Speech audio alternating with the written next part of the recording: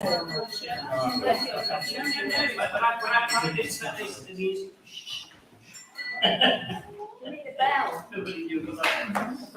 everyone, welcome. So, welcome to Hexham Town Council, on the 12th of June here in Hexham Abbey's Brian Hall. We are being videoed by Hexham TV. So we are now going to start the agenda, and we have Marianne from the Hexham Town Training Association, who's going to give us an update on the recent visit by our friends from Lyon in France.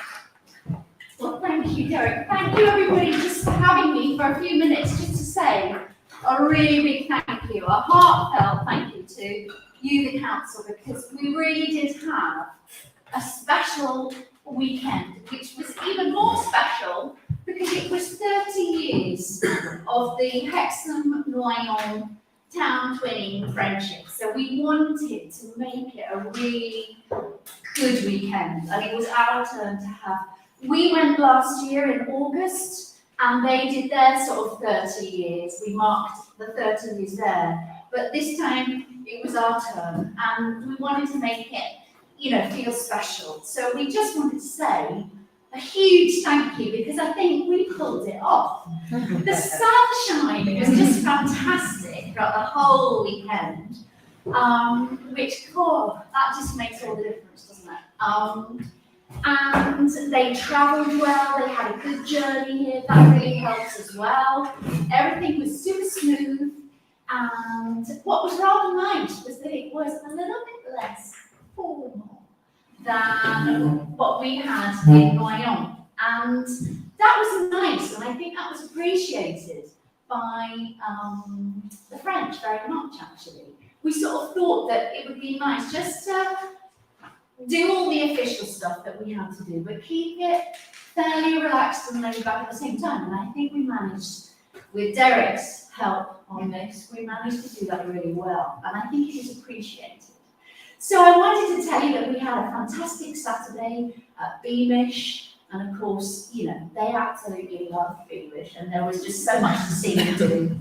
And then we had, everybody did their own thing. And on Sunday, of course, we had the Ceilidh at the bandstand, which again, bathed in sunshine, Hexham Village Band played. It was just really lovely. But then, of course, we came to the Great Hall, the Abbey, and we had a beautiful reception, and we really appreciated the help with that, because you guys helped to fund a lovely pins moment and some speeches. And that was good, and we marked our 30 years.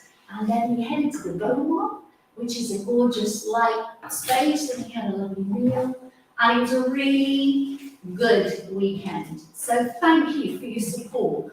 I know that there was a lot of liaising and emailing, Jeanette was printing flyers, and so many. I don't understand why it takes so much kind of admin, and you know more than any of us that there's a lot involved behind the scenes, but it was a great weekend for Hexham, for the friendship of these two towns, and that's just good news, isn't it? Because it's good stuff that we have the privilege of sort of being part of.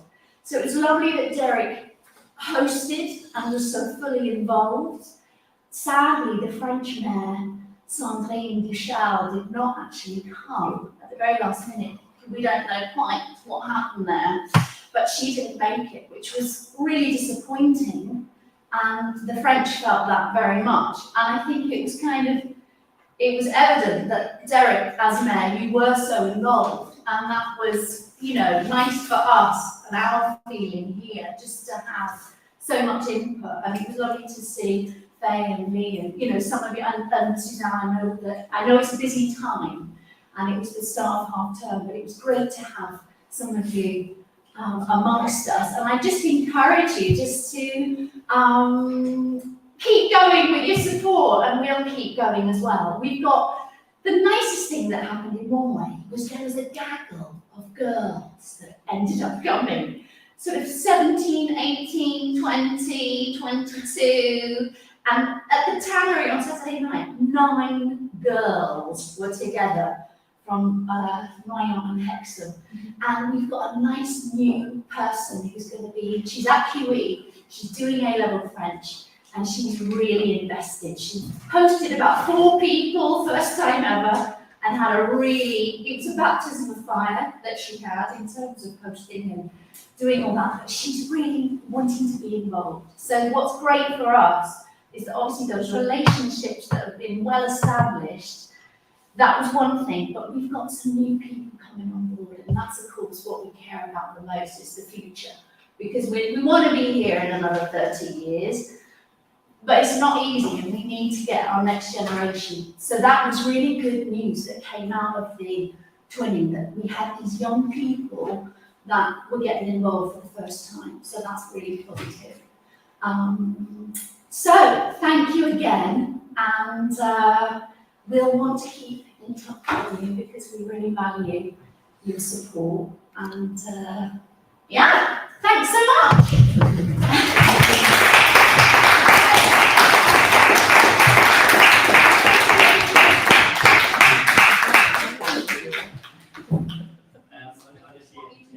Just a few words of a big thank you to Marianne, who's really injected a lot of energy into the Hexham Town Twinning Association. It is really, you really feel the vibrancy of Marianne's personality starting to go through that association, and it's most welcome. Yeah, I had a great time. I thought the idea of having a Kaylee in the bandstand and actually pushing out the invites to say to the members of Hexham's public to say, come and join this, come and watch, come and join in. It was a fantastic idea, that it isn't just an event between the town twinning associations, but actually much broader and wider, and trying to make that relationship. I was even somebody who I was dancing with, she was from Australia, who happened to be in Hexham at the time, and just was amazed by the interaction and the friendship and all those things going on. So I think it just made the town light up, really, really positive. So well done. It was a fantastic. Thank you, the sun as well. Doesn't it make a difference? Just helps out. But thank you. We love what you do. So we're looking at AGM. Thanks. AGM tonight. That's our next gig. Yeah. Okay, bye-bye. Thank you. Good. Right, thank you for that. Right, our next presentation is from Dublin Domestic Abuse Service about their services in Hexham and Law. And we have Sharon Brown, who's the Chief Executive Officer. Hello, Sharon. thank you very much. Who is Suzanne? Hello, Seriously. Because it was you who invited me here, so thanks for that. I'm sure that most of you know the Domestic Abuse Service, either as NDAS or 60-80-30. This is actually our 20th year, so we're not at 30, but we're at 20. So I think for a small charity that was set up by local women originally, it's actually pretty good to have lasted 20 years. It's very tough for small charities like NDAS. So I just wanted to tell you a bit about Northumberland Domestic Abuse Service.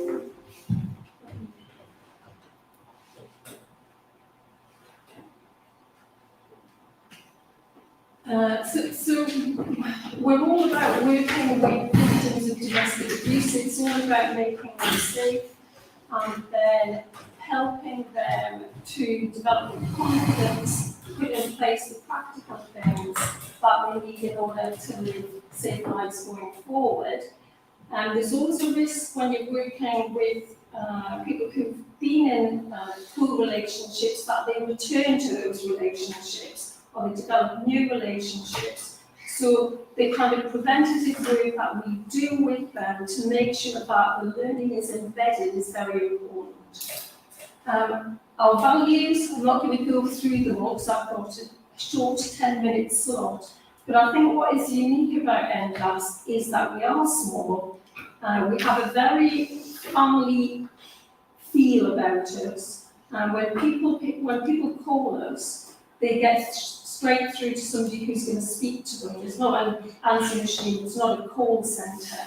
So we're very much about listening to people or believing them, and then immediately putting in place some action to improve things for them. So you might know that we've got a domestic abuse commissioner now, Nicole Jacobs, who is doing a really brilliant job. And her role came about after the Domestic Abuse Act update in 2021. And the Act now incorporates a much wider description of domestic abuse. And key to it as well, it also recognises children as victims in their own right. So I think quite often people think of domestic abuse as violence. And so we work with a lot of people who, if they're not being hit, if they're not experiencing any violence, then actually they feel quite guilty about reaching out. And it's one of the things that I think delays people contacting us, because they don't see the abuse that they're going through as something that's really abuse. So I think it's really important for us to be getting the messages out about all of the aspects of domestic abuse and how insidious they are.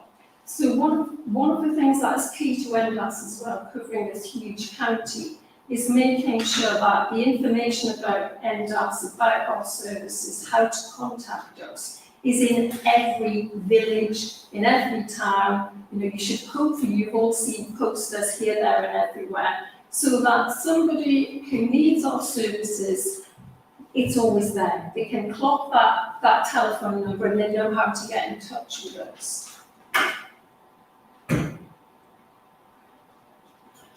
So just to give you some context for domestic abuse, unfortunately it's not going away.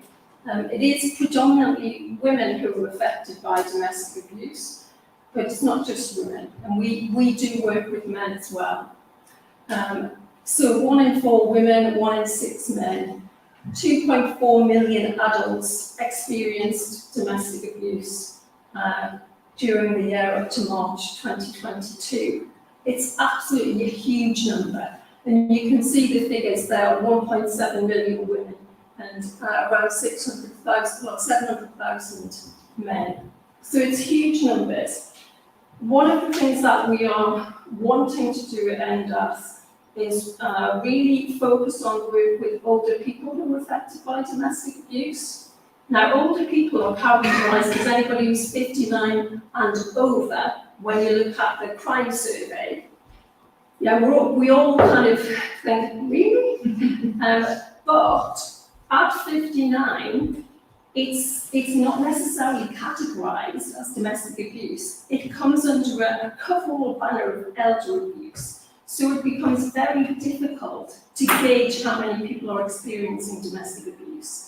Hannah Bowes, Dr. Hannah Bowes from Durham University, has done a lot of research around this, and she actually started off her research at NDAS about 12 years ago. And what she believes from her research is that the numbers that we see at the minute would actually be 3 times larger if we were reaching all of those older people.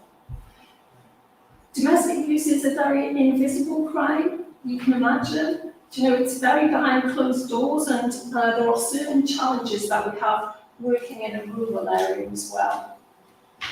So recent years we've seen an increase in domestic abuse related crimes. Not all of those actually are convicted, so you will get reports of crimes that then don't go to a conviction as well, so they possibly are larger than that.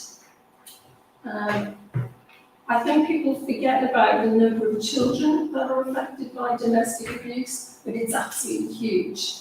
And you know, it's great that it's now recognised by the in the bill and by the Commissioner. And one of the areas of work that we deliver is prevention work into schools and youth groups, and that's from primary up to sixth form.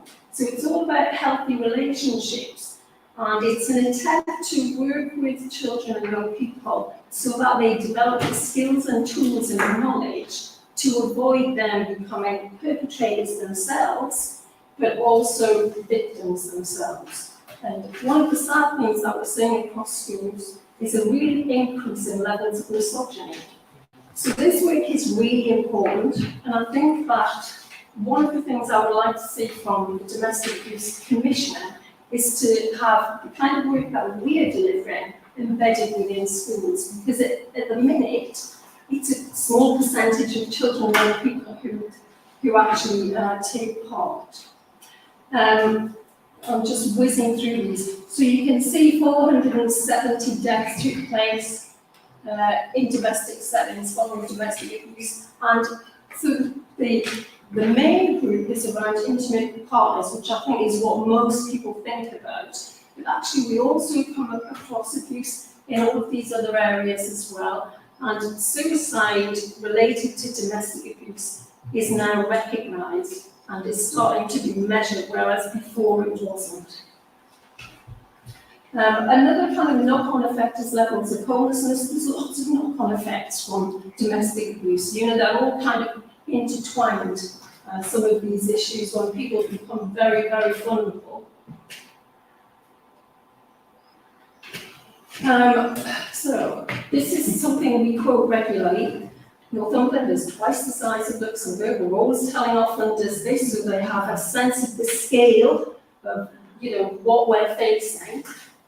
We've got huge areas of, rural areas where we've got very isolated populations. So if you think about farming communities and if you think about older people, we have to try and reach those people, but there are lots of barriers about engaging with people in those rural areas. We, for the second year, have a stand at the county show. We were on the main information desk if anybody was there. So that was one way of getting information out, and we are able to network with the farming community, but then doing the follow-up afterwards isn't always as successful as we would like. So it's something that we're kind of continuing to bang the drum about. And you can see there, based on, so, just talking about domestic abuse and, the rates that we're seeing, 4 in 1 women, 1 in 4 women, 1 in 6 men. If you then do the maths on the population of Northumberland, then that 20,000 figure of women and then 13,000 for men is realistic, but we're not reaching all of those people. Key to NDAS is word of mouth, the reputation that we've got. We've got a really good footprint. We're really well networked with other partnership agencies, but that kind of fourth bridge of putting our information out and the number out is very, very crucial to that as well. So because of that, at any one time between 60 and 70% of our referrals are self-referrals. So I think that is a real testament to us as well. Whizzing through, because I'm sure these are the services that we offer. So it is basically a helpline, so somebody calls in, speaks to somebody, we do an assessment of their needs, which is a very difficult conversation to have. It can sometimes take an hour and a half, depending on the person at the other end of the phone. The person then will be passed over to a domestic abuse practitioner who will then support them on average for about 3 months, but we are flexible and do provide very practical and emotional support. We also provide the domestic abuse programs, and this is partly to help those people who don't recognise their own abuse to see it for what it is. And I think coming together with other people who've experienced abuse really helps that, as well as helping them to develop the skills and tools that they need. So we're running a lot of programs on a regular basis right across the county. I mentioned the prevention work that we're delivering into schools. And we've also got, we're very lucky to have a children and young people's counsellor. You've probably seen in the press the coverage around young people being failed in terms of mental health services. We know that just isn't enough to go around. So having something in-house is really, really good. At the minute, our councillor is only working 2 days, but she will be full-time soon, and there's always a list for her to work with as well. So this is the kind of practical and emotional support I was talking about. I'll not go through that. We want to build on the prevention work, like I've said. We would like to see prevention, that work about healthy relationships going into all schools. And the earlier we start, the better, to be honest. We want to confirm, and actually Northumberland County Council at the minute are trying to agree an age for older people. But we want to really target that work. So we've now appointed a specialist who deals with older people. So she can develop the networks, she can make sure that she's got a network of all of those additional services that are needed. And we're very keen to make sure the message that goes out is that our services are here for everyone. So that includes LGBTQI, it includes people of different cultures, it includes people with disability, and it includes men as well. Sustainability is a constant area of work for us. We're in a very good position, but like all charities, you're always looking 2-3 years ahead. So that's something that we're working on. We get a combination of statutory funding from the council, from Ministry of Justice and the Police Crime Commissioner, which is probably about a quarter of our funding. So the remaining amount is from a huge number of grant funders. So which we have to go out on a very frequent basis to keep that topped up. One of the things that we're looking to do is to develop more contacts with businesses so that we can link into corporate social responsibility opportunities, sponsorship opportunities, and kind support, which leads me on to, we're actually currently working with Elliot's Architects on the corner. Our office, we've been there for about 6 years, and it really is not fit for purpose. Like I say, we run the programs and we want to create a bigger space to bring groups in. And a more welcoming and usable space for the one-to-one work that we're doing, with adults, but also with children. So Elliot's Architects came down, spoke to the staff, had a look around, and have created brilliant plans for us. Absolutely fantastic, no cost.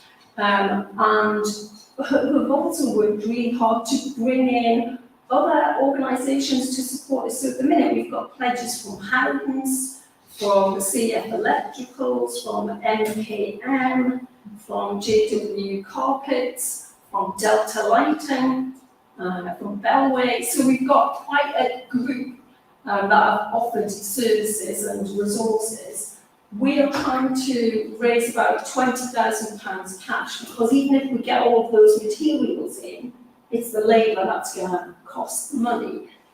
So one of my requests to you, and I think we've contacted all of you individually previously to see if we can access grant funding from you, and I think we got £2,000 from 2 councillors, Nick and Martin, to support a new CRM, and it meant we could get the CRM. So every penny we raise is really, really important. So my ask of you today is, please consider supporting NGAS to do this revamp of our building. We're based in Hexham. It is definitely a facility that will be used by the community, and it is definitely something that will enhance the work that we're doing as well. And like I said, Fourth Bridge. So the other ask I have of all of you is that please, when you're out in the areas that you're responsible for, talk about NDAS. If you want any of our information or leaflets, well, our office is just down on Burn Lane. Please call in. We're always happy to see people. If you want somebody to come and speak, we can arrange for one of the domestic abuse practitioners or the team manager to come and speak, because we have to keep building that network. It is constantly maintaining it to make sure that people know about domestic abuse and know where to signpost to as well. So, I'm happy to take any questions because I do realise that was a very whistle stop. Have I managed to? Yeah, no, that's good. Yeah. Okay. So I'll take any questions from the chair. Stephen? How difficult was it during the pandemic when domestic abuse, when everybody was forced together and lived together? Yeah. Having spoken to people in social services, they said the closure of schools was a real problem in terms of referring and everything else. How did you deal with that problem? Has that problem gone away? Well, we're kind of back to normal now. So, and it was before my time during COVID. But during COVID, the numbers of people coming through to us dropped massively. So we normally have between 400 and 500 referrals coming through on an annual basis. It went down to 175 during COVID. We had to switch our services to online and telephone contact, and we do a lot of telephone contact now, but face-to-face contact with people is really important. I think it was a very scary time because people were forced together, but because people were together 24/7, it is very difficult then to reach out, especially if you're with somebody who is very controlling, because you're unlikely to get the freedom to pick up the phone even. I think people underestimate the difficulties of just things we take for granted. You know, picking up the phone, being able to go somewhere, being able to speak to somebody. You know, even now people have that challenge. Within COVID, it was 100 times worse. Okay. Any more questions? Yeah, thank you for that, Sharon. And I mean, the whole range of issues you've covered there, with rural issues, the kind of geographical spread, the rise of misogyny in schools, which is very worrying indeed. I know that in COVID there were sort of rises of incidents, especially among men as well. And I'm really pleased that the Commissioner has added in children into that umbrella. I think that's really worth knowing, and I'm hoping that a lot of people see this today. I know that when we had the police in, a lot of the local incidents that were reported were domestic abuse, and that's what they were attending. That was the majority of it in some areas of Hexham. So anything we can do to help, I'm certainly happy. I know that possibly the councillors that you talked about contributing with the NCC one, so we have grant funds for that, and I'm very happy to contribute that as well. But yeah, certainly the rise of misogyny in schools, I find incredibly concerning. So any work you can do with the family hubs and the schools around here in the 28 would be fantastic. We've got an absolutely brilliant prevention worker, Kerry. You know, she's really, really good. It's just there's not enough of it spread around, and this is why it has to be mainstreamed. You know, in order for us to all to have the resources that we need. And the thing about it is, it will pay dividends in the future. You know, it's that thing, if you don't do the work now, then actually it'll cost society much more later on. But that's long-term planning, and you don't always have that Yeah. foresight to put something in place now for 10 years' time, especially in politics. But yes, I think amazing work. Thank you. We're having 20th celebrations the week beginning the 26th of June. So on the 26th of June, we're actually on the Cloisters lawn, and we're having a coffee and cake event, which is open to everybody, but we'll have lots of our partners turning up, probably clients and ex-clients as well. We'll drop in the ones that feel that we can. We're also having an event on the 28th of June at Wheelworks. Happy we've got a trustee who's involved in Wheelworks. So that's for more kind of corporate sponsors and for our current funders and people that we're working strategically with. And then on the 1st of July, we've actually got an ex-service user who's organised a sponsored walk, and it is all ex-service users who are involved in that sponsored walk as well. So we're kind of very excited. As well as marking, the 20th anniversary, it's a real opportunity for us to just shine a light on domestic abuse and get the messages out as well.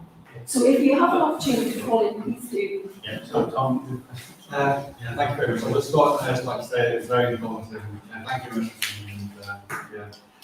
coming. The question I have is, well, you mentioned got some information about Northumberland. I'm just wondering whether you have any idea about the number of referrals you have in the Hexham area, and Hexham Off the residents. top of my head, I couldn't give you numbers for Hexham in particular. The way that we work, we're a very small team, there are currently only 11 of us. We're recruiting for another domestic abuse practitioner, but as you might all be aware, recruitment is a nightmare. So, we're quite thinly spread, but the way that we organise it is we have a domestic abuse practitioner, there's a team of 3.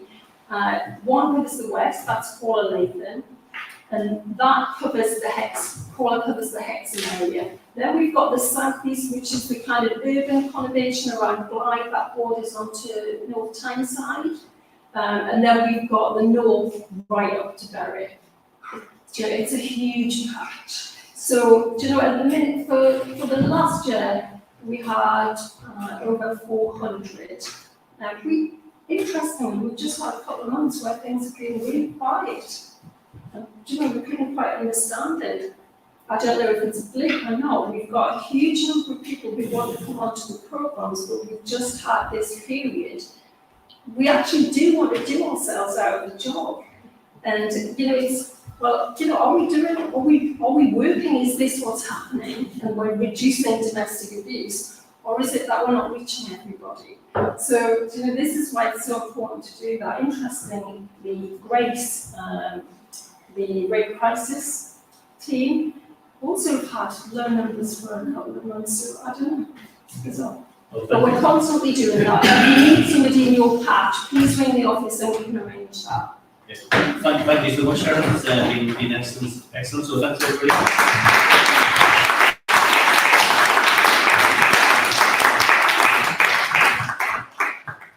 Sharon will not be impolite here with this. Just to let you bring back, I should say, and we'll continue the meeting. So thank you so much. Item 3, council to hear from any Hexham residents on any matters, any questions regarding Hexham. We have got a good one here. So if you can stand, name and your question, please. My name is Megan Payne, and my question will follow on from attending the market stall on Saturday, where I couldn't get an answer to my question, so it was suggested I come here. I just want to say a massive thank you to all the councillors who make the effort to come on Saturday to the market stall. Those who turn up are marvellous. My question, however, I want to commend Hexham Town Council for its net zero action plan. Part 6 of that relates to carbon sequestration, where annual bedding is to be replaced with closely planted perennials. I note the progress in 2022 stated that planting sourced from peat and pesticide-free growers and perennial pollinator-friendly planting is ordered to be introduced into some beds and planters. But this year, I have noticed that the majority of planting is bedding, is annual bedding, and we're actually not planting already. So can the councillor responsible for the planting scheme explain why mostly bedding plants are being used across town, and when the target of 100% perennials being achieved? Thank you. Thank you very much, Megan, for your question. In answer to that, we have to tread a fairly fine line. There are no plants as perennials that can be put in that look fabulous all year round, and that basically make the town look like a fabulous place. What I have been trying to do over the last 2 years is integrate a backbone or a skeleton of evergreen perennials that flower at different parts of the year to provide a kind of backdrop for seasonal planting, which is, it takes me days to do this because I need to cross-reference everything. So they have to be pollinator friendly, they have to be long flowering through the summer particularly. We had a really, really tough time over the winter because I ordered cyclamen, which we would have been able to reuse this winter, but the frost killed all of them. It was particularly cold, and so they were replaced with polyanthus this year.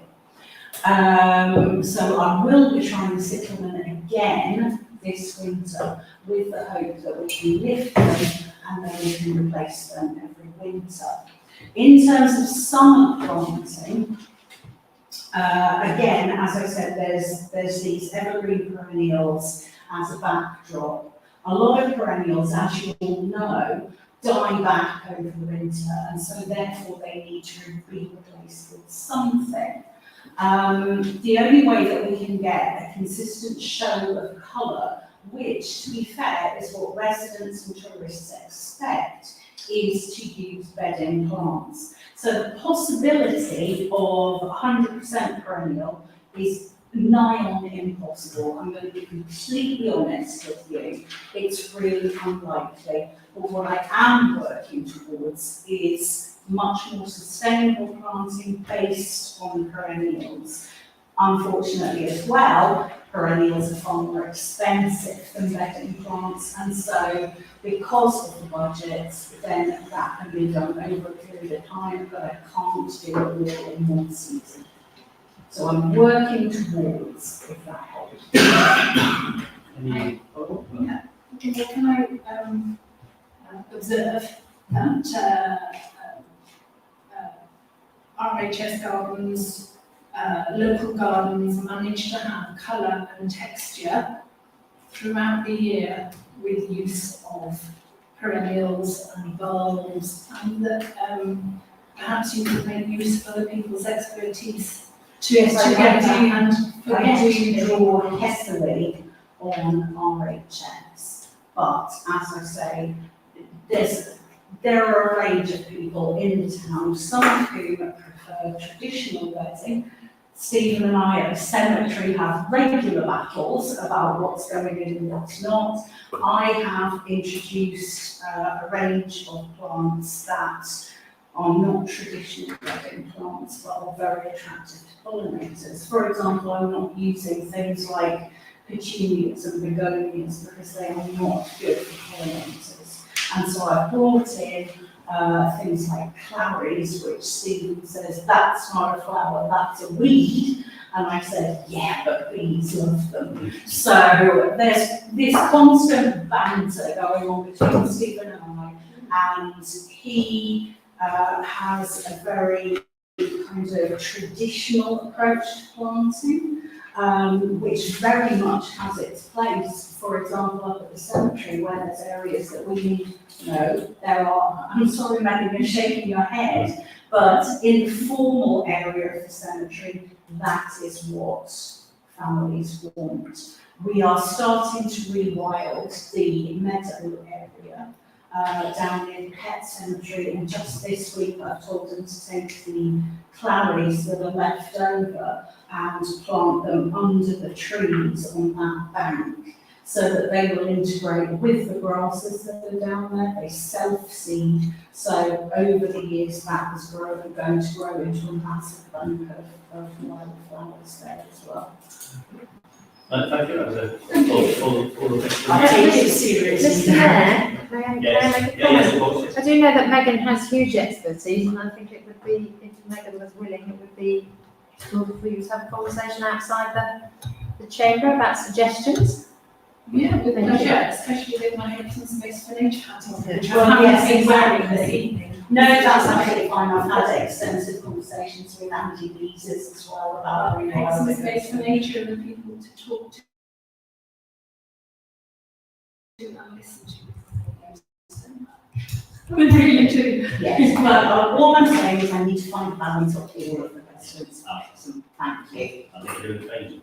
Thank you. Right, next question. Right, it does beg the question as to whether you Lady Shannon and Dundee. I'm Wendy Breach, also a part of Hexham Space for Nature, but not nearly as knowledgeable as Megan and Andy Lees and so forth.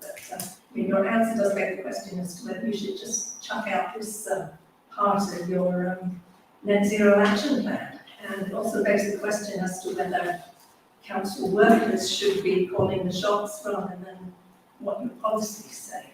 But I want to have. Sorry, can I- No, you want questions? Thank you. I have I've been looking at the climate and biodiversity policy, which is on tonight's agenda, item number 9. And I have to say, I hope the town councillors agree with me, but the bit on biodiversity is really weak. It mentions only banning glyphosate. Banning a weed killer does not, a biodiversity policy, make. What positive things will be done to encourage biodiversity? What about meadows, trees, long grass? What about not replanting animals 3 times a year? The transport element is more inclusive in this climate and biodiversity policy. But given that Hexham Town Council had a working group that has recently, we recently approved the Hexham Sustainable Transport Plan that the working group wrote, can at the very least a reference be made in the transport part of the policy to that sustainable transport plan to beef it up a bit. Chair, can I answer that? What do you want? So is that the question? So that was that. So yeah, okay. Short answer is yeah, yes, we can add that reference to it. Well, you can debate it. Or debate, yeah. Okay. Okay. So it would be nice to have a comment about the biodiversity part of the biodiversity and climate policy document, because it is really not very inclusive.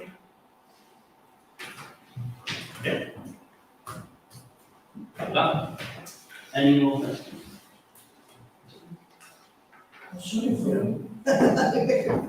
Thank you, Mr. Very confident. Is it possible a review, at the edges? Is it possible a review and possible alteration of the April town council meeting could be made? It stated I had said the drains along the West Road being 6531 had been cleaned. When I disputed this, the clerk in May stated it had at the May town council meeting. On returning home, I viewed Hexham TV, which confirmed that I had not. There may have been some misunderstanding when at the April meeting I stated that I communicated with the Fish, the NCC countryside officer, for the resurfacing of part of the west end of the Cedar Path, the Cedar Path. So I had originally met him in site in August 2021 requesting some improvement. On Monday, the 5th of June, I viewed the drains on West Road from Portland Gardens to the cemetery, and they were in the same state. I visited the town clerk, who suggested I contact Northampton County Council and give me a contact, who I have since communicated with, so I will get a response from them. But I'd just like to say that this interpretation of what I said at the April town council meeting, that the drains were clean, was incorrect. Okay. Thank you. Right. Okay. Right. So the next item is apologies for absence. No apologies. Okay. Any declarations of interest? Okay. Right. 6 is to agree the annual meeting of the council held on 15th of May. So we're looking at page 2, 3, 4. Okay. All right. I'll sign them.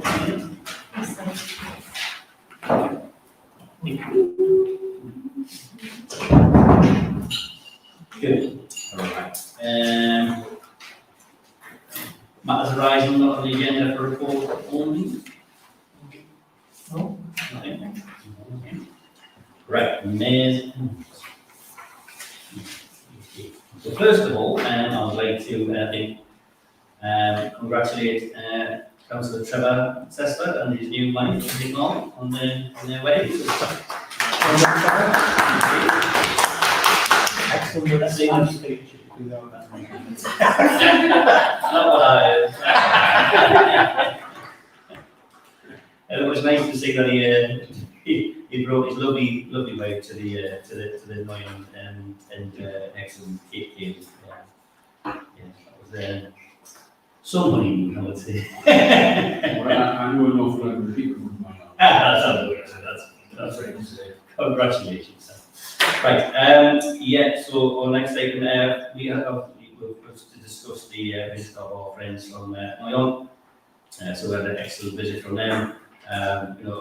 Big thanks to Marianne and all the team for organising that. It went absolutely superb. We were blessed with the weather, and a lot of relationships cemented and new ones formed. So that's all good. I hosted two people, and it was just quite a great time. Really nice, and it's really good to get that sense of community and understanding different cultures, etc. And I did introduce them to black pudding and haggis. They did like that stuff. So, we held the market stall last Saturday. Again, very popular. This is the third year that we've continued that, and it's going well. And it's nice to hear somebody saying that. That is a real celebration of how this council outreaches to its public.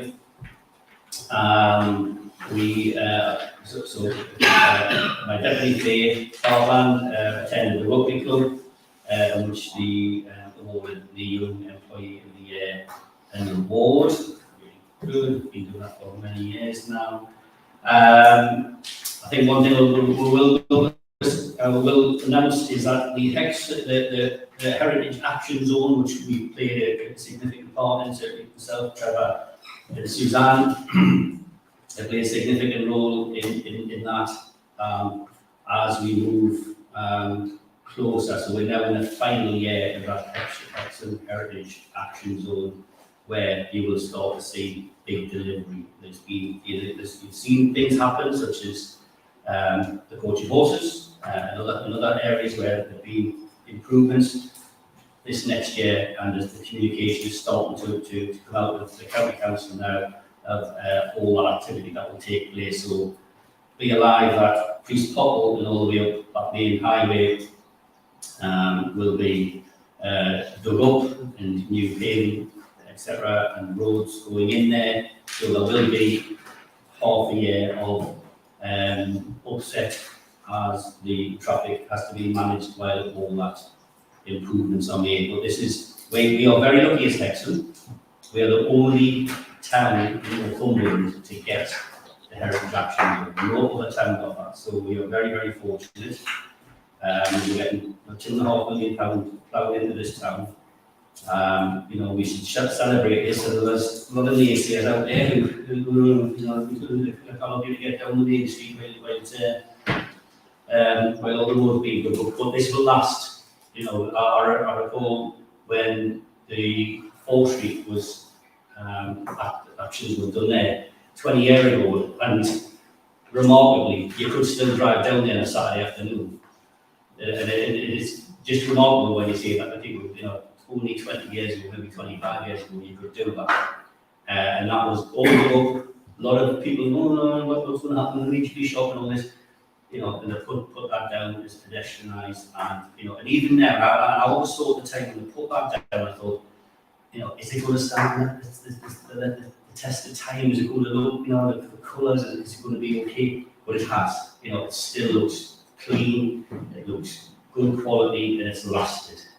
And obviously that's the type of thing that we are expecting from this Heritage Action Zone. Is that, yes, that is pain, well, all this gets put in, but the town will look remarkably better for it. Because that Priest Popple area, certain buildings is as we know, are in some problematic states, and to have those invested in and to look better is all the better for this town. So that's good. Can I just ask a comment? Yeah, sure, yeah. On information? Yeah. Has all the money been allocated, and is it on budget? As far as I understand, yes. But obviously there has been the increases in the cost of materials, so there has been That's additional. my second reference. Yes, there's been additional monies contributed by the county council, which has been very, very kind of them to do that. Because obviously, since the start, just for the year ago now, that has been an inflationary cost. But with regards to that adjustment and backwards and forwards on costings wise, they know what they've got all the costings in, and that's what they're trying to do. So it's all a bit awkward. And hopefully, us as the town council will play our part with planting. We've put areas of planting in there, and so I'd like to see us as a town council play our part, whether it be seeding and planting, to be a relationship between us and the county council. Yeah, you said the county council obviously have their plans that are obviously coming, which is kind of great. I was just thinking to communicate out to the wider. It would be great if we can start to communicate any of the plans to keep people happy with what, because if it's disruptors, anything early we can send them. Yeah, so the county has started that. Right. So that's why I've really brought that to this meeting, is that they're doing a full announcement. I mean, the announcements have been being made, but on a drip, and I'm not so sure that everybody's really understood that. That's going to be a quite significant thing. I mean, I was on TV a couple of weeks ago talking about this and saying, look, there'll be a significant challenge here. But I'll bring some down and try. Yes, the council have released their comments, and they met with businesses today. There's a drop in for business access, and to reassure businesses that everything will be accessible. It's going to be done in phases between traffic light sections over the 6 months, and will be one way. So yes, it will be a big ask of Hexham residents, deep breaths, but it's going to look fantastic. We're going to get eating spaces, planters, trees. It's going to look rather fantastic. So and as Derek says, 20 years ago, Fore Street was a thoroughfare, and now it looks amazing. So it's long-term gain here for short-term pain, I hope. Sure. I'm just going to say, because there was a job in the company in the full business, and also got more councillors on the brain as well. They sent out a press release to the client, which unfortunately wasn't published last week, so I've been in touch with the client today, and we sent that to them, so hopefully they'll be in this week, so there's more information for members of the public in the client this week. Great stuff. Excellent. So the next item, we have had, we've spent quite a bit of time on the HR review that's been going on within the council. So there's a number of things coming out of that. So we've got the initial reports. So myself and Dave have been talking with the company that's done that. I think it's all good. I've learned some things. And it's very interesting how councils have go a certain way, and all of a sudden they're probably need to be brought back to another place. So I think it's all positive. We'll bring those out as we go through proper procedures and through the staffing committees and through the various committees to actually highlight what their thoughts are, what we need to do to stay within the legislation, etc. One of the things that I have said, which was here on this Hexham Town Council meeting, is that things such as urgent business, any other business, is not allowed under the legislation. So we can't do that anymore. We're not allowed to do that because it has to be an agenda item, because it's to allow public scrutiny, to allow councillors have time to actually prepare and read what's necessary. We can't just have ad hoc urgent matters. That's not allowed under the legislation. Now, sorry, that's harsh. It's my choice. I've been in council 20 years and always had it. And that's just one of the things, and there's a lot of other things that I've said we need to get to bring it back under control. So there's a number of things that we've done that really haven't been urgent matters. They've just been like things of sport. Tom? It would be possible for all councils to be circulated. Yeah. We'll bring it all in, just sort of unpick it, get a plan together. And get it all. Yeah, all councils. Good, so that's my next announcements. The next item is to receive and agree with the Hexham Town Council's climate, emergency and biodiversity vision and policy in those. So, Mike, I'm bringing you in so you can start talking this through. So, could you talk about 7 and 8, pages 7 and 8 first of all, before we get into the main meeting, which is 9, 10, and 11.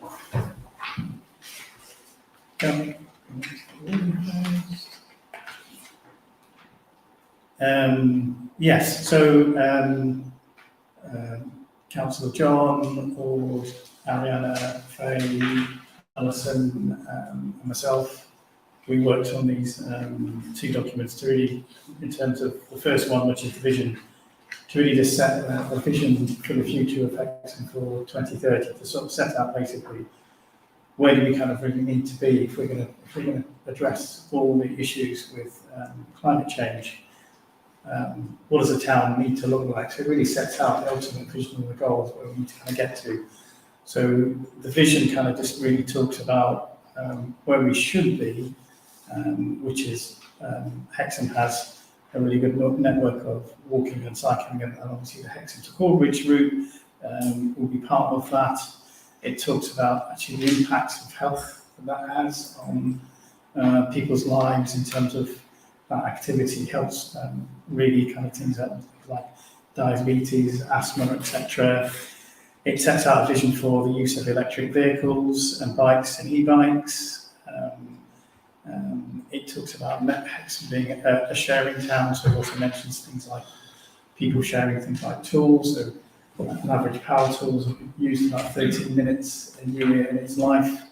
It talks about a network sharing hub. It talks about food and community growth areas that are in schools and allotment and green spaces. It mentions how energy bills have been reduced. It reduces the need for the warmer space places because they're not required. It talks about using energy heat networks that buildings have got much more solar panels, and it basically sort of finishes basically by saying, and I read it, to achieve this vision, Hexham Town Council is committed to supporting the town to develop an even greater self-sustaining and climate resilient community as part of the Town Council's aim to reach net zero by 2030. So that's the kind of outline of the first, the vision statement. Right, any questions? So, well, I've probably got a few. I get the idea of where we're going to be. 2030 is only 7 years, and I think 6.5, so it's not long. I just think, like some things they say, most people grow food in community grown areas in school. I mean, do you think that's highly likely in 6.5 years that most of the residents of this town are going to grow their own food? I think it's a vision. It's a vision where we want to get to. I don't know how far we're going to get into this vision, but it's like we're saying, this is where we kind of need to get to, because ultimately, if we don't hit net zero and set ourselves ambitious goals, then it's always going to be a challenge. So it's a vision, but how far we get along that vision, Yeah. But I don't know. I just think, like saying most people, I mean, I just think that's just totally unrealistic. I just don't see how most people, so you're saying like more than 50% of the population of Hexham is going to grow their own food. I get the spirit, but realistically, that so right. So there's loads of hands going. Trevor, did you have a hand up on it? Excuse me. No, okay. Yeah, well, I mean, you can pick on a few things and it's a vision, so that's fair enough. I'm just interested to look at this one, 3 or more wind turbines, mainly community owned, which I find strange. I mean, I've just actually been up this week up to the rear wind farm, which is run by Rattenford, which is also in our area.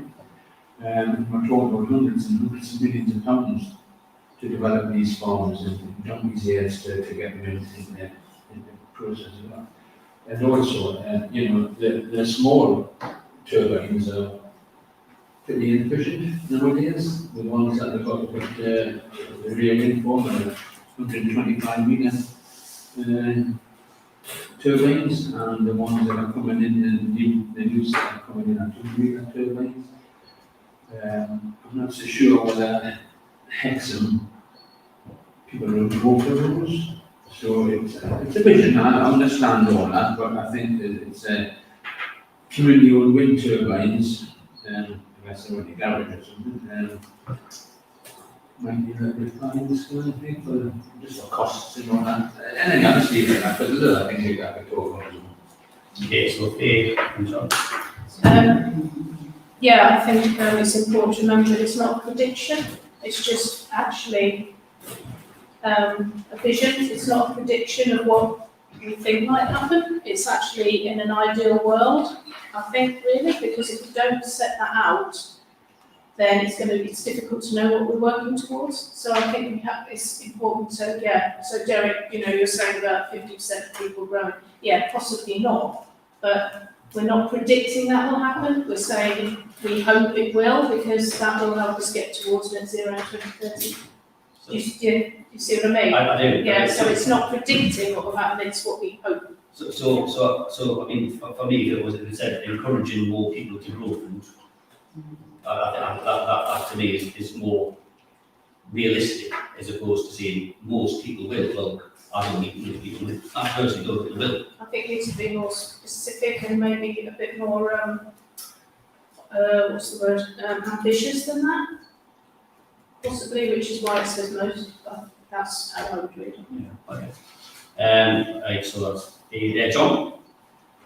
Yes, I was simply going to say something about most people grow food. It's not all of their food that they would grow, but they would grow some food. And it might be a backyard, it might be in a green space somewhere. It's not that they're going to produce all everything that they need. And the other thing, I'm sorry, Trevor, if I'm misquoting you, because I find it difficult to hear sometimes what you're actually saying, so please bear with me if I get it wrong. But community wind turbines do exist up and down the country. There are community groups who purchase their own wind turbine. It doesn't mean to say that the wind turbine is going to sit in the marketplace. It could, it could be 100 miles away. It could be in quite, another spot, but it could be in the sea. It could be elsewhere, but we would still contribute to it, or the community would, and get the benefits from that electricity. And John, Jim. Thank you. Just kind of building on what you've already said, I do recognise that this is an ideal. However, I do feel as though we need to be pragmatic here as well, and we need to be a little bit careful about setting things out that we can't deliver. So, in terms of most people growing their food, okay, they're not going to be growing all of their food. That's fair enough. You might have a window box with some tomatoes in it. Fabulous. If that's all you've got space for, then fair play. What we have to accept, though, is that we do not own very much town council land. So, unless we can magic up some land from somewhere that makes this more possible, all we can do is encourage people to grow in whatever limited space they have. And unfortunately in Hexham, as I know from when I was house hunting 5 years ago, an awful lot of homes in Hexham have very, very little garden space. Sorry, Aaron, I was... Nothing. Okay. Am I allowed to look at other people while you're talking? Or No, it was... So yes, as I was saying, I think we need to recognise that there is a limit on space in Hexham. This also goes into the biodiversity there. Unfortunately, biodiversity is quite difficult when you are dealing with exceedingly small beds and planters. I wonder, and I wish you were still here to have checked with Megan actually, whether she was referring to other areas in Hexham as well. For example, the area around Hexham House, which is NCC owned, and therefore nothing to do with us. So I think that although this is a very commendable vision in many ways, I think we also need to be a little bit pragmatic about what we say we can deliver. Mike? I was saying, I mean, if the wording was changed on to encourage, instead of 50%, would be acceptable? Yeah. And then I was just going to, right, I'll stop because there's more, right, I'll stop. But that's it for me. Annie? I just want to ask the question actually, and I don't necessarily want there to be an answer to it. What is the function of a vision? So that seems to me that's what is being discussed, although we're drilling down to what is actually practical. So is it a vision that's attached to what we can achieve, or is it a vision that is blue skies thinking? And I'm not criticising the document at all. I'm just saying that we, as a town council, don't seem to actually know what the parameters of the vision might be. So it might be helpful if we did. So is it? I'm all for blue sky thinking because I think ambition is a great thing. And even if you only get parts of the way there, then that is absolutely commendable. But if we're going to end up having a conversation about, well, is this really possible in 3 years? Is that a vision, or are we just talking about a policy? So if we knew what we were actually looking at, that's just no criticism from anybody, but if we were all clear that we were discussing the same thing, I think that would be useful. Do you want to answer? Yes. Do you want to answer that? Yeah, sure. Yes. So, yes, we looked around at other councils, so we looked around at other councils' vision statements as well. So this to we collected it together. I attended across 2 Saturdays. Shropshire County Council were running a £130 course, which I got for free through Ashington when your colleague was here. They had free places. I sent an email around. And there's like 130 pages of basically climate change. So basically the policy is aimed around the key areas that we need to work around in terms of engagement, in terms of transport, in terms of food, in terms of the supply chain. So basically the policy is drawn out for addressing the elements where we need to kind of basically, if we don't hit net zero by 2030, last year's summer at 40 degrees, it's just going to keep coming, the different storms. So so we know what we need to hit. We know the targets. From those targets, there are definite things: transport, food, waste, energy. From that, the vision is like saying, okay, to hit that, this is the vision that we need to aim for. So it's geared around getting to net zero and the factors that make that up to that. Yeah, I mean, just change the word to more people will be counting there before. Yeah. It's, as Faye just clarified, it is not a prediction, a la Nostradamus. It is actually a vision, and I'm an optimist, and I do believe there is room for idealism in politics. And I mean, what's not to like? It addresses health, recycling, fuel poverty. It's all the stuff that, as you say, is higher up as vision statements for bigger councils, but kind of more nailed down to Hexham in a way. So yeah, why not be idealistic? I think it's also important to realise that as a council, whether we have the properties or the land to work with, we have a massive role in civic leadership and to show the people of Hexham, that we care about the people that bothered to vote for the councillors that are sitting here, but also that we care about their future and make the future as good as possible for them. And part of that is setting up this vision statement and working out a policy that leads to it, that works for everybody. And thank you, Wendy, for your suggestions. I think we should be discussing that as well. Okay. Any more? Okay. Tom? Yeah, I would like to say I think it's a good vision, but some of the things that really within the Hexham Town Council remit, I don't think we'd really be able to influence it too much. For example, you mentioned about there'll be more home working and teleconferencing and staycations, but I'm not sure how the town council would be able to influence if people use video conferencing more.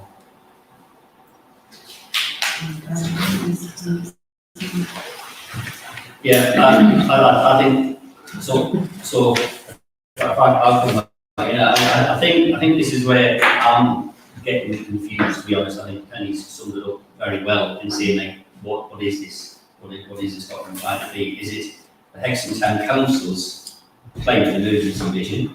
So the town council, or is it one for the town? Or is it two completely different things? And this is so to me, if you go to Hexham Town Council, I'm looking at it thinking like, well, that's that the people, the machinery, the offices, the land that we own. The point you raised, Ariane, is a solid one, as in there is a civic leadership role there, absolutely. But there's an awful lot of stuff in here that which is like miles beyond our range. We're not even close. So I struggle in bits of this, I must say. I think to me, a vision is only pretty short and not like 6 paragraphs. I know 7 paragraphs. I only expect a vision to be probably one. With a handful of bullet points. I just think this. I think this actually goes into far too much detail.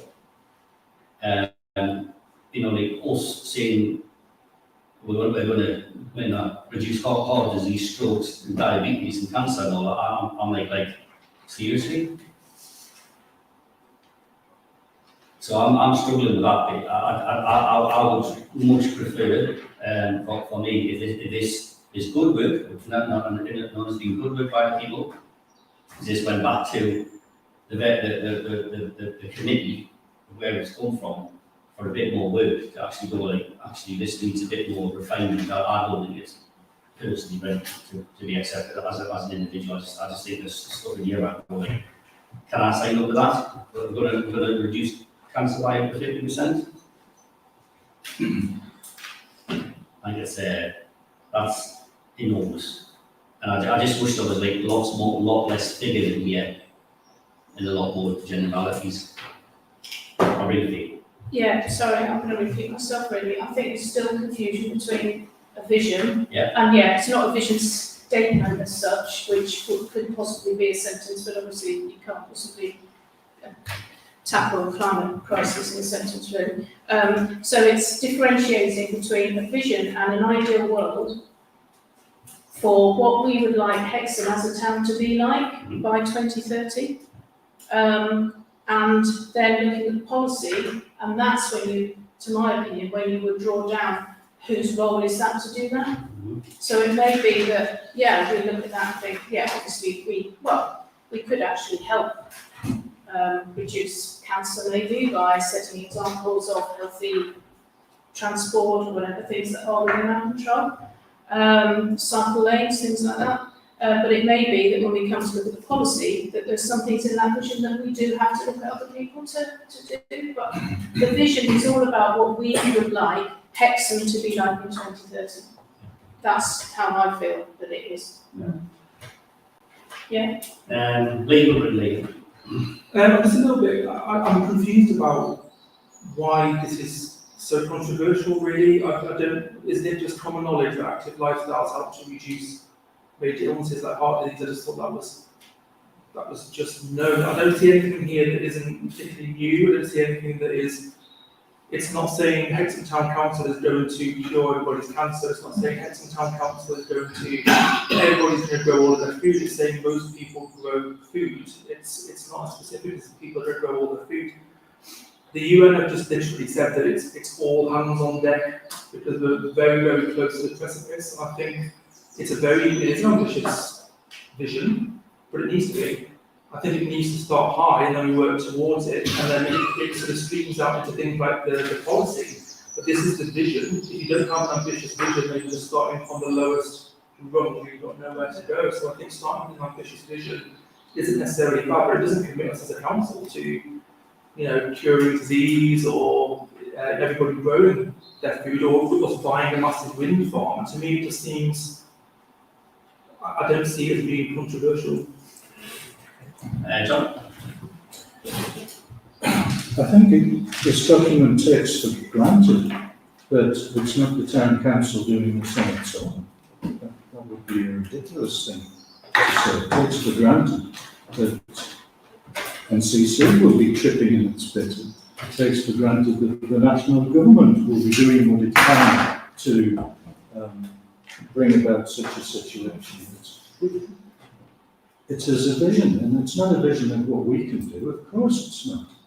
We can't, on our own, do very much when we get a look at it, but we can look out for other people who can help. We can support the county council. We can support the national government in its aims, should it ever have any. So I think, John, all the things you said there are the things that I think are missing out of this.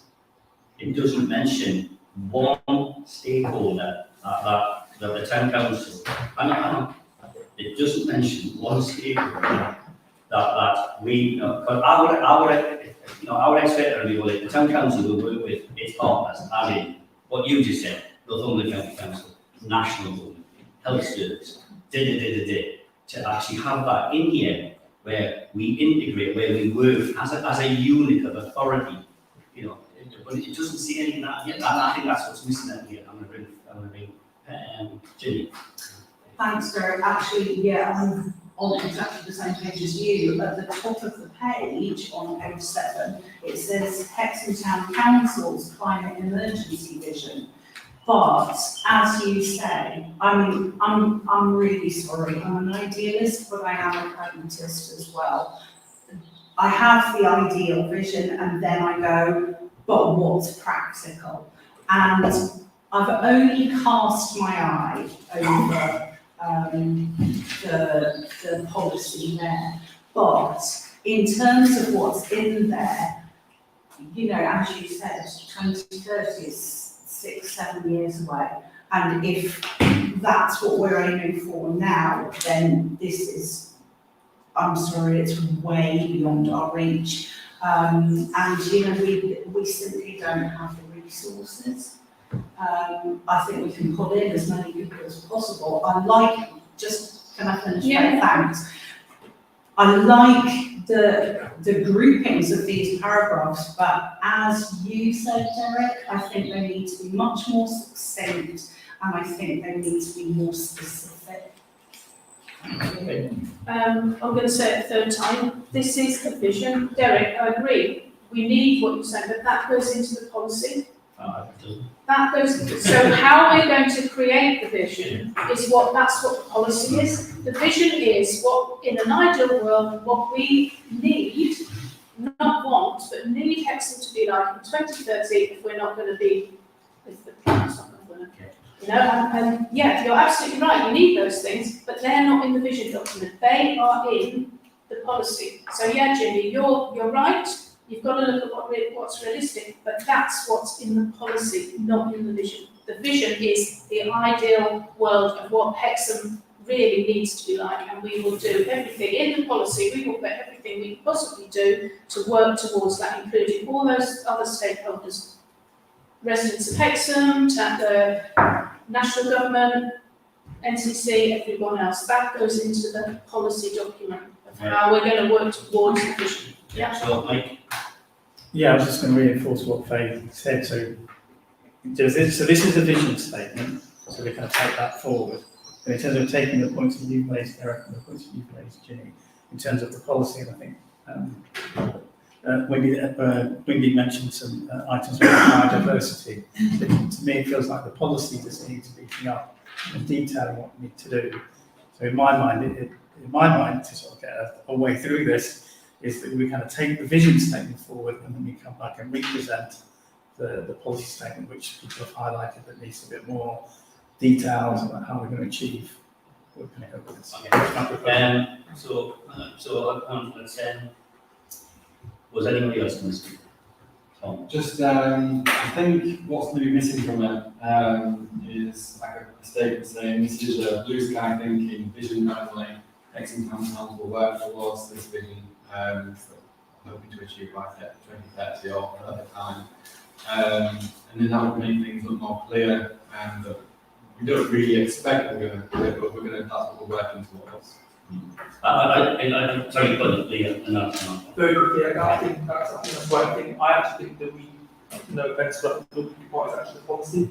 I think it needs to be vision, policy, and strategy. Yeah. And that needs to be short, medium, and long term towards 2030. Have a strategy that goes with these two things. I think they will see more clearly who we can work with and realistically what we can achieve. So for me, I think there's been good work on this. I just think that it's not ready. I think it needs a bit more work on all the things that I said. You know, I don't think people who should feel deflated by that, because like everything, it's always best to get somebody a piece of paper and go like, right, I've got it this far. What else? You know, and I think this is 80% there. Probably needs a little bit more work. I think stakeholders, all that stuff that's been mentioned on the table. If that fact will be included in here, you know, to take away, to get those in there and just refine this, to just refine this document, because at the moment, as an individual, I'm an individual yet, you know, it's not for me to say it, as an individual, I think it is lacking in certain aspects, just needs a bit more work on this. So I would be voting that it goes back to another committee for more work. But Mike, are you going to make your proposal to actually put this on the table to vote it through? Or as another option is that we go actually let's pause, let's take it back to another committee. There is a dilemma in this, like as in if things don't get passed. I'll take it back. Yeah, I'll 6 months. I'll take it back to the P&I committee. Yeah. I think, and then if we can. But obviously, that has to be. That's agreed by the you know, it's not anybody's. This is not being this. It's just we need to get this right, because once you've voted on it once, we know that's what happens. Once it's in there, you sign up for it and it's done. So you've got to get it right. That's my only. Yeah. I'm fully behind you, Derek. I think it would be great. I think because what we'll do is we'll issue some drafts. So we'll go to the paper, issue some drafts, and if people can comment on the drafts, we can amend the drafts and then present the final accepted version from the 14 councillors who can contribute to this. And then we can sign up to it. And then it makes it more of a straightforward discussion. So if we can do that from the minutes and meetings and emails that we circulate, that would be great. Did you record all the conversations? Have you got all the? I've got points, but I think if I just circulate it, I think if Jimmy and Tom, Derek, whatever we run the table can contribute, then it makes the job faster and quicker. But look, so do not feel deflated, do not feel as though you didn't get it through. You've done a great job. You've got it on point. It just needs a bit more. Okay, fine. Is everybody all right with that? Mm-hmm. Yeah, I know obviously I can tell that people probably want to talk to through the neighbour.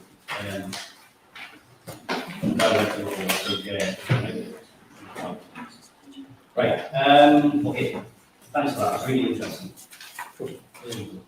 Right, so the next item is the consider and agree with the 4 proposed options listed below to submit an expression of interest to the community ownership fund. So it's 1, purchase and redevelopment of Hexham Bus Station. 2, purchase redevelopment of former Hexham Industrial Site. 3, compulsory acquisition of the land in order to extend the cemetery. 4, to acquire land adjacent to Hexham Tennis Club for potential future use. So that's what's on the table. Hang on. Who's bringing this forward? We've met. We three. As a subgroup. We 3 kids. If I could speak to the you're all probably aware now I've got some expertise in grant funding, and it's the art of the achievable. So all these are quite worthy of getting town council support. Point of order, Chair. Point of order.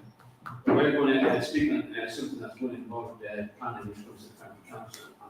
I'm sitting on this plan actually. If Okay, I could so just mention, I'm just mentioning it in reference, Yeah. there'll be no talk about the bus station and the school director. Yeah. So I'm just talking general, I'm talking in general terms. When I talk about the art of the achievable, you always read an exam paper to see what the question actually is. And the community ownership fund is something that has to start within 12 months. There's an expression of interest and it has to start within 12 months. That immediately, and we all agree, rules out the bigger capital projects that are proposed here. So there's a general consensus amongst the three of us that large capital projects that have got no chance of starting within 12 months are off the agenda, which takes account of Councillor Sesco's point. Then we have a look at what does the actual fund operate? Is it once and for all and we all clamber in the bath? No, there's 4 opportunities every year, and the actual fund is open for 3 years. So I think this is something that we work up over a number of years. The leadership that the fund is suggesting is that don't put 5 applications in round 1, because that's likely to bear me for the next 3 years. So what is achievable? And we look round, and I know the people better qualified than me about talking about allotments, but shall we have a look round to see if there is any space that we could purchase for allotments in the future? Not necessarily the golf club. Tom suggested that the land around the golf club is one. But the concept is right. The concept is right. For derelict land, let's buy it as a community asset and use this fund to run it. The concepts which I had a look at it and read it through like 100 times to get an idea of what is achievable. Doing something around the cemetery is a great idea. Let's do something that is town council related. The allotments is town council related. The cemetery is town council related. So that's something that we could have a look at. And what came from the meeting, which was very consensual, we all came away with it, is that Suzanne in particular had a plan to do something about a community mugger. And this fits into that she's done work already. It's not pulling it from the sky.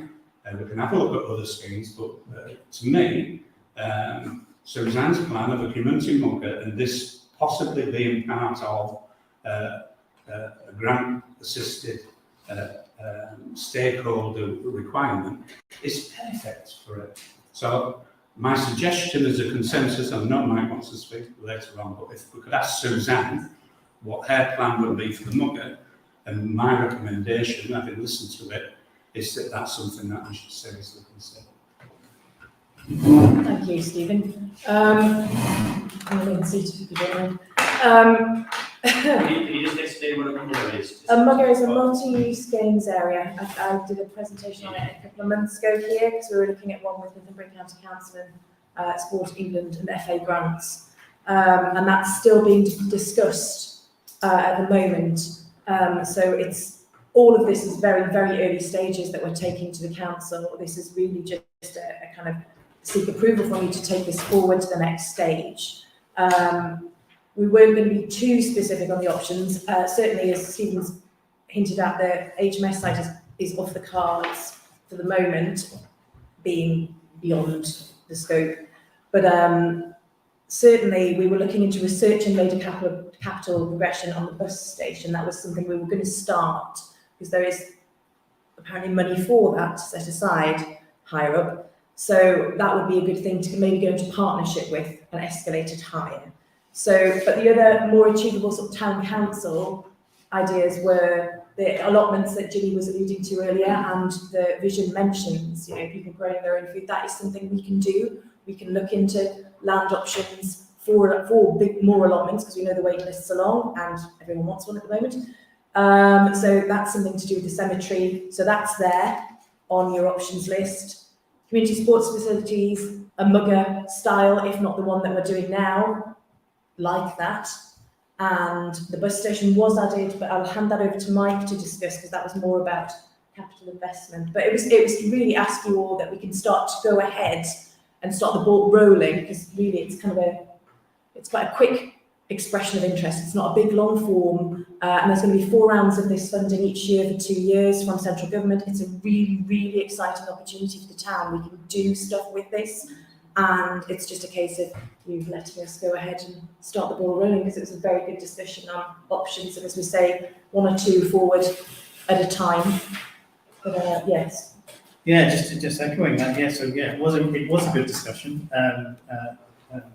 Sort of listening to Steve, listening to Suzanne. When I first looked at the funding mechanism that was there, because I used to work for a company that developed the back end systems that wrote. It took me 15 minutes to actually just go through it, because you can just go through the whole thing. And the biggest part was half a paragraph, which you just basically on what you wanted to express. And at this point in time, it's an expression of interest, and you have to kind of go through the stages. And then I kind of glibly, I just very quickly went through it, and I kind of said, well, what do you want? What's the maximum? So I clicked on 1 million and said, do you have any match funding? And I kind of said no.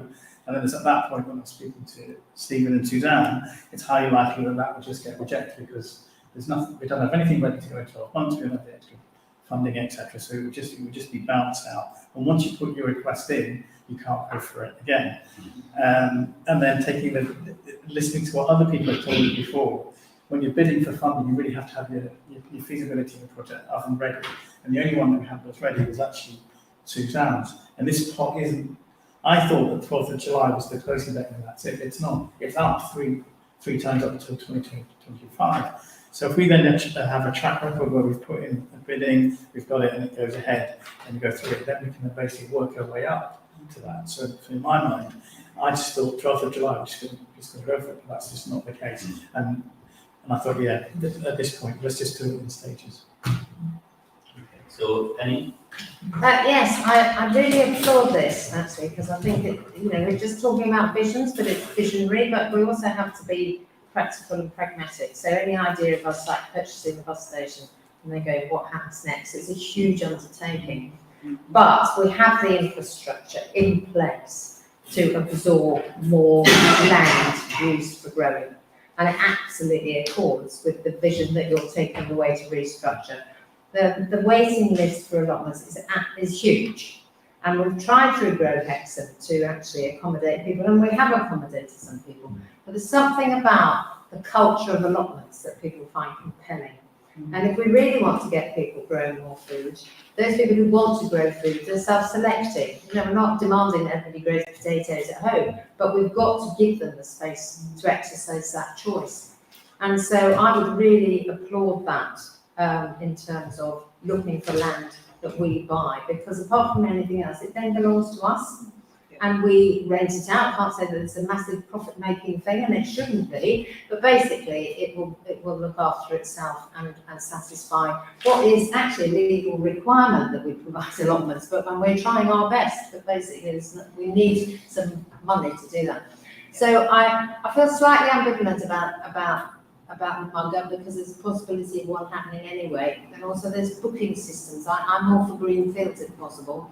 But I do think if you were to demonstrate through the existence of Grow Hexham, through the existence of a massive waiting list, and through evidence of how much work, particularly John, has put in to try and find additional allotments, we'd be in a really good position to actually identify a piece of land and buy it.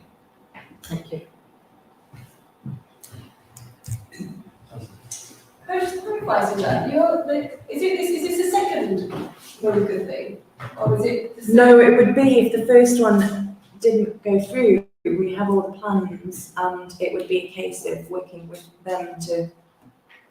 If it doesn't go through. I've got a meeting later this week, so I'll be putting this to Kathy Keedy that this could happen anyway if it doesn't go through.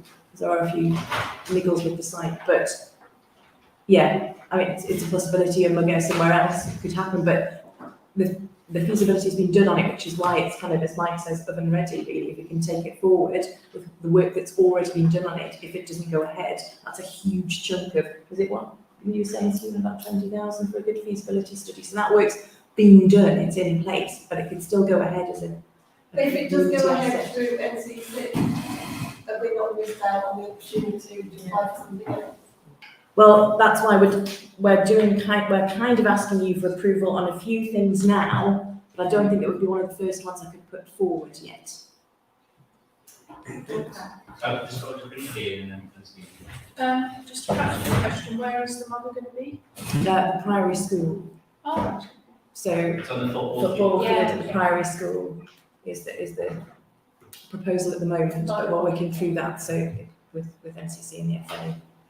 If we're looking at consensus, I think everybody agrees that the allotments would be up there as a priority.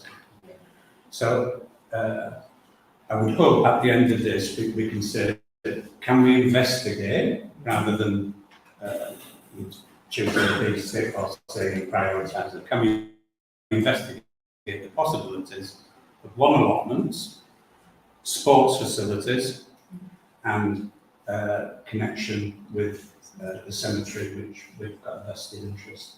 It would work around those three, and if anybody has other ideas that could be fed into that, I think that's something that we could have a look at and then go from there. And then also behind that, and also the old bus station as well. So that goes The bus station is an interesting one. I'd like the county council to compulsory purchase it, but that's not going to happen without pressure. But as a first phase, I'd choose them, and then perhaps that pressure afterwards. Mike, I know you're very passionate about it. I don't think it's achievable in the first instance. so if the mother were to go ahead, obviously soon we get the money to build it, what then happens with the maintenance costs, which will be, and the running of it? Well, Will there be money put into the bid for that as well, or? No, that would be taken on by Hexham Town Council, which is what's already at the moment being proposed as part of the discussions with the primary school to take back to you to agree upon at a later council date. But at the moment, we haven't. There's a few other issues that need to be ironed out before we even get to that stage. So that would be a case of coming back. I mean, as we look after playgrounds anyway, the Seal, the Rocket Park, we have, the insurance for these kind of play areas, and it would be giving a valuable space back to Hexham East, which doesn't have a lot of outdoor areas now, especially now the middle school site is not one, basically. So that's the idea behind it, and it was identified by the FA and the County Council as one of 8 more deprived areas of Northumberland that could really use that equipment. That was part of the bidding process that was put in. I think it's a really good idea, it's just the ongoing costs that worry me, because you don't want to end up having to be mothballed. So just for clarity, so if you recall, a couple of months ago, we did an in-principle decision in this council that we could go and explore with the county council, the Mugger. Explore that on the understanding, but there would have to be a vote back in this town council to say if they do build it and they spend all the hundreds of thousands actually building it, is that the town council to take the money of maintenance, so that will be general cleaning, any maintenance, and then repair as you go on. But that's going to come back to the council, because that's the only way. That's the only offer on the table. John, I'll bring you in, and then I'm going to. It's just a question about the Mugger again. I've been away on holiday for 3 weeks. It seems like 3 years. I've got so many. Can I just say, I think we're getting drawn away from the actual conversation here. The Mugger was about something else. Yes, I think it's relevant to. Okay. I think it's relevant. The Mugger, as far as I understood it, was there was a possibility of having it this summer at one point, but failing that it would be next summer. Have both of those disappeared now? Both of those options? We were on course for this summer, but we've hit a snag with the FA, so that's we're trying to iron that out at the moment before we can progress further. So it may well be that it's the second stage next year, unfortunately, but we're trying everything in our powers to not let that happen. It's not lost completely. No. Right, okay, now, so what, if I get this right, so what's being proposed is we're going to amend the wording to what's on number 10, written here, yes? Yeah. And you're suggesting that, is it the Planning and Infrastructure Committee, I take it? No, I just think it's something that we could, as a small subcommittee, bring back and say, look. Is that? I think you'd have to create a committee under the infrastructure committee. All right, I understand that. Yeah, it's just because it. Just take off your plan. Yeah, Yeah. take it. No. Yeah. So let's say that this will to go back to the committee, so which practically will be the planning and infrastructure, which is obviously infrastructure, for that committee to investigate potential expressions of interest under the community ownership fund, which would include the likes of allotments, sports related and cemetery related items. And then it would be for the P&I committee to like start to bring it up. But remember, it all come back here. And also the old bus station as well. The old bus station doesn't escape. But also, sorry, this window doesn't. This is a rolling window. So there's other. So it's not. You don't get the 4. That's it. No. You can keep going. So is everybody content, or do they understand what they're voting for? It's an investigation into these things by the Planning and Infrastructure Committee. Is everyone content that they understand, first of all, what's being put on the table?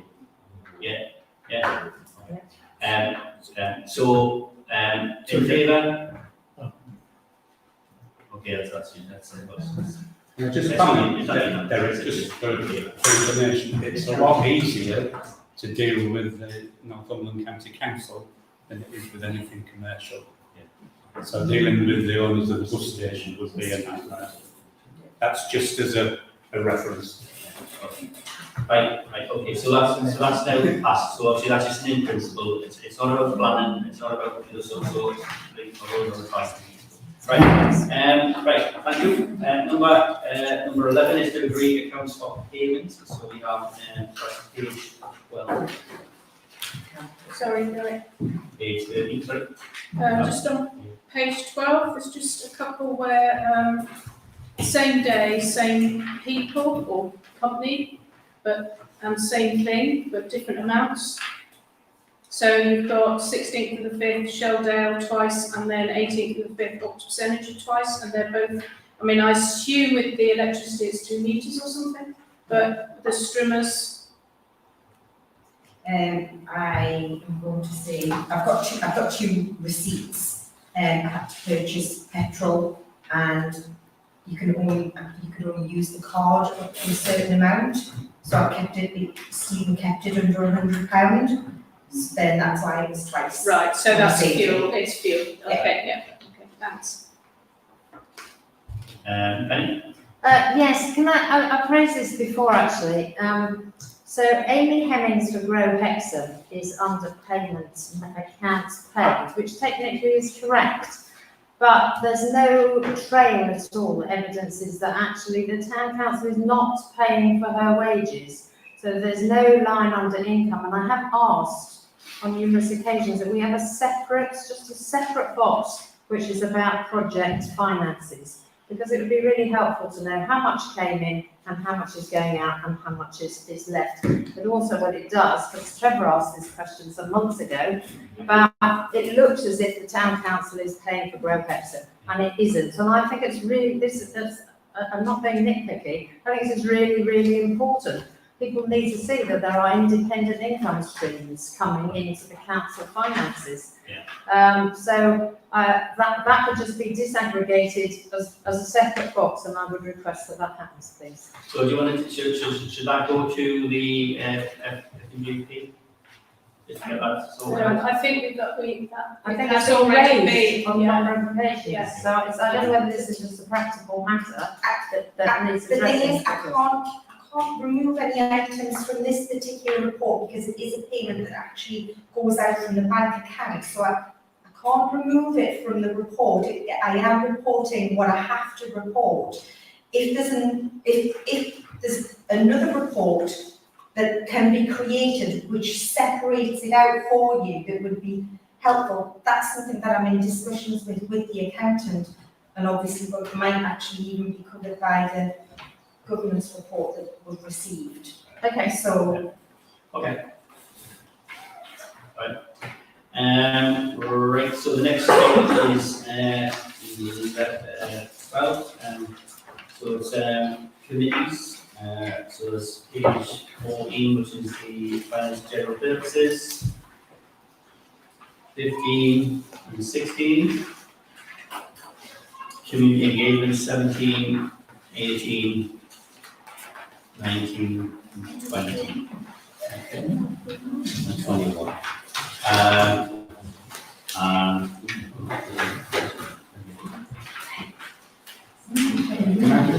Derek, Yeah.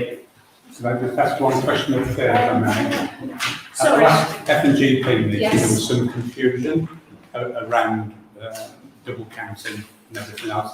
Has that been resolved now? Yeah, Mike and I are looking at that. Another sheet has come out, which we're going to look at, which looks better, but we need to just check through it again and before we send it on to everybody that it is. And then we'll talk to Jeanette about whether we need to go and see the accountant or not moving forward in terms of how they're produced in the future, so that we can all understand. From what Kenny's just said, Yes. one of the things around contingency, for example, and the skate park, that money's coming in and not being properly accounted for. Yeah. I think it's not just Road Hexham, I think it's the whole Projects generally. projects yeah. should be a separate heading completely Yeah. and identified as, for me, reserve funds. Yeah, absolutely agree, yeah. And we have talked about that. Yeah. Tiny minor point on the minutes, on the F&GP minutes, about the signage for Hexham from the flower beds. It says that there's 4, but actually in the C, it says that there's 3, and that's false. 3. So I'm going to be looking over tomorrow. 3 saying in it though. Thank you. On page 16. What sign did you go for today? Sorry? What sign did you go for? We went for the rainbow wedge. Yeah, that was most important. Yeah.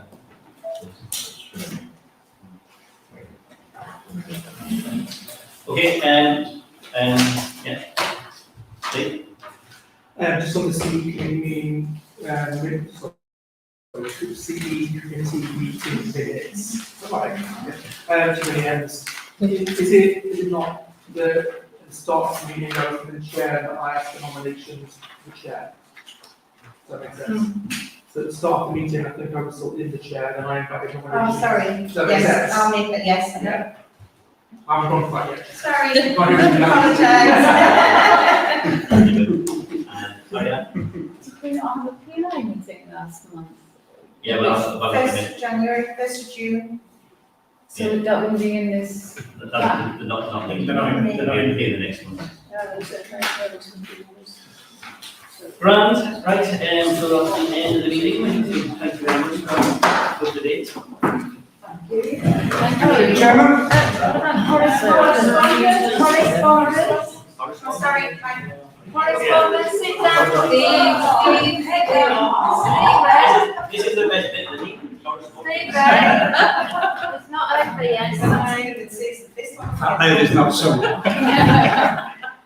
Yeah, and you will have received correspondence for a forward grant from National News, Chief Exhibitions, Events and Camping News, ITV production regarding FIRA, Hexham Hashaz Steering Group, replacement representative for Rural Bulletin on the 16th and the 23rd of May, TTROs for Aina Grange as St Chair, and Chris Buckle, SLCC News Bulletin on the 23rd and the 5th, 23 with regard to the community fund. Yeah, thank you. TV CRP News for Volunteers, June 2023, a drop-in event for high street businesses, the Hexham Public Realm Scheme, and correspondence from Project Officer, comments received from Hexham resident would be Hexham Pride. That's it. Very good, okay, thank you very much.